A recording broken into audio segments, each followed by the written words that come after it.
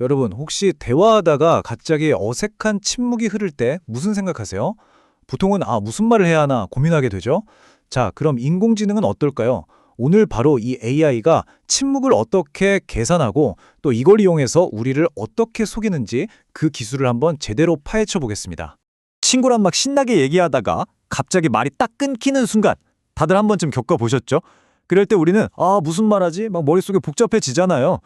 그런데 인공지능은 과연 그 순간에 무슨 생각이란 걸 하고 있을까요? 네, 바로 이 질문에서 오늘 우리가 파헤칠 이야기가 시작됩니다.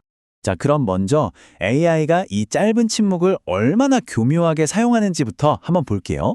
이걸 이용해서 마치 진짜 생각하는 인간인 것처럼 우리 앞에 기가 막힌 환상을 만들어내거든요.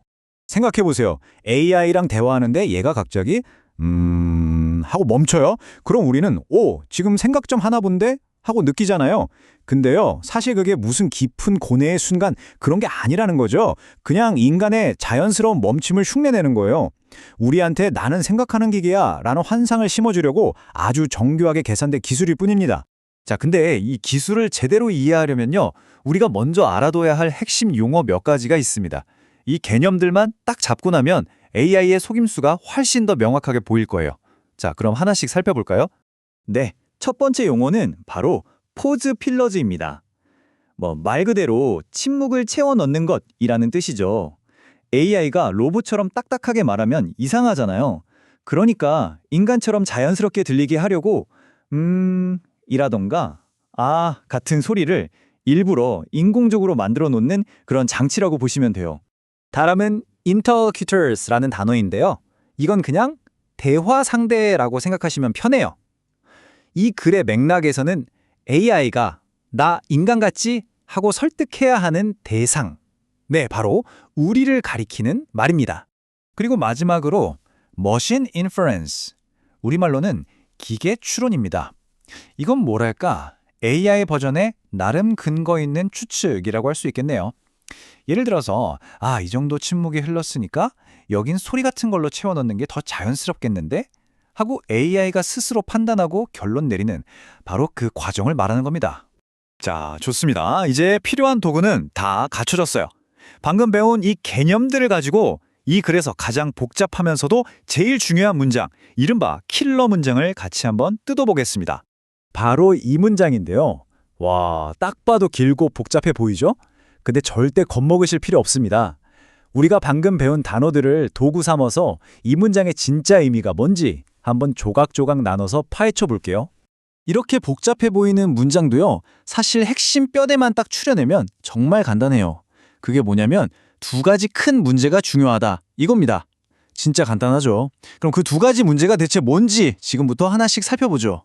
자, 첫 번째 문제는 바로 기술적인 결함이에요.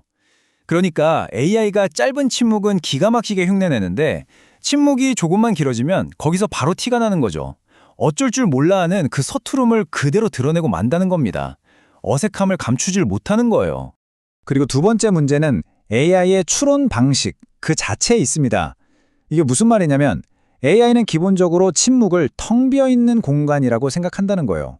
그래서 어떻게든 적절한 소리로 이걸 채워 넣어야 할 대상으로만 판단한다는 거죠. 이게 바로 문제입니다.